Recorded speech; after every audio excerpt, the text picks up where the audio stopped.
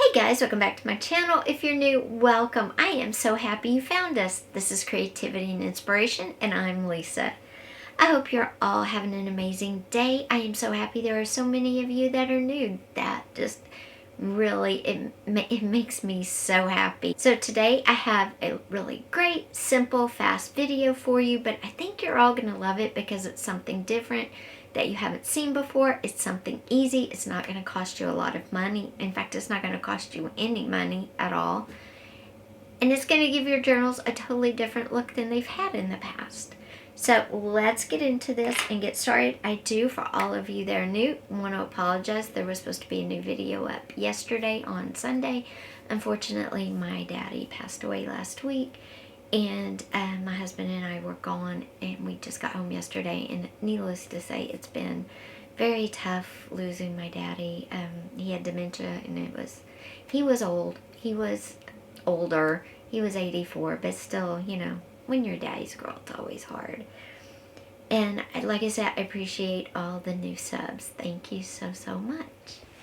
Okay, guys, we're going to talk 3 simple, easy, very fast, very quick page borders that won't cost you anything, and you can do them right now if you want.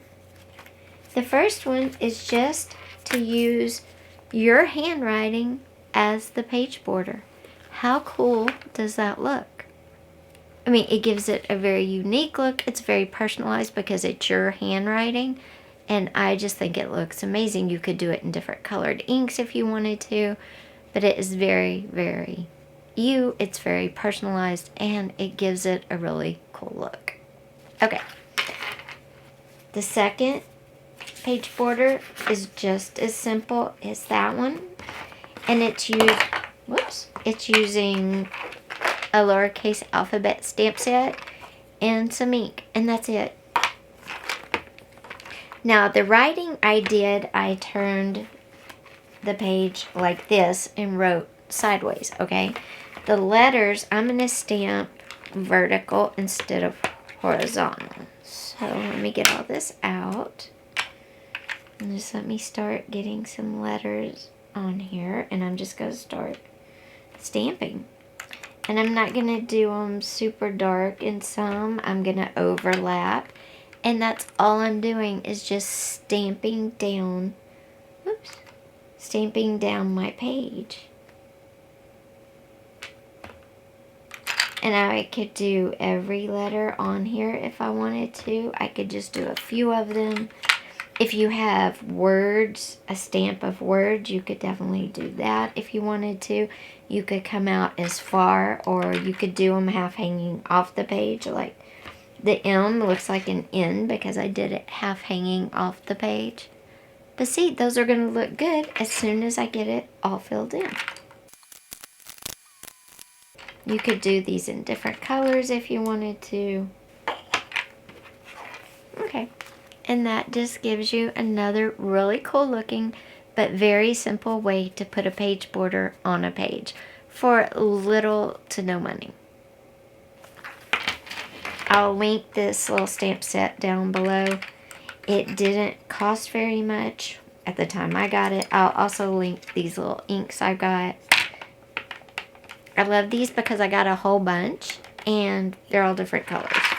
The last way to create a really cool page border without spending any money at all is to use your scraps of fabric. All I have here are some long strips of fabric that were actually going in the trash can, and I said nope, I can use those, and a sliver of pattern that I used when I did the last video. Okay, all you do is just glue them down on the side of your page, and I'm using my Craft Bond, which is paper and fabric, and I'm just going to spread it up the page, and I'm going to put my piece of pattern paper down first and kind of wrinkle it up a bit. Okay, like that. Then I'm just going to use my slivers and kind of all mix them in together. So I'm going to do this one like right And I'm doing it on top of the pattern, but you'll still be able to see the pattern because you want to be able to see it because it's interest and texture. You don't have to bubble them up if you want. You can lay them all flat, whatever. However you see it, remember this is just to give you ideas on your pages. And I think what I'm going to do is pull the... And you can pull up and re-glue down. I'm pulling the pattern up and putting it on top of the paper here. And you can make it match, you can make it not match, up to you. But these are just scraps of paper. I mean, just little slivers. They're even hard to actually kind of work with here. But that's okay because that's what they're supposed to do, right? Just be difficult. And I'm kind of twisting them all together. And then the last one. Okay, I'm just going to trim that end off.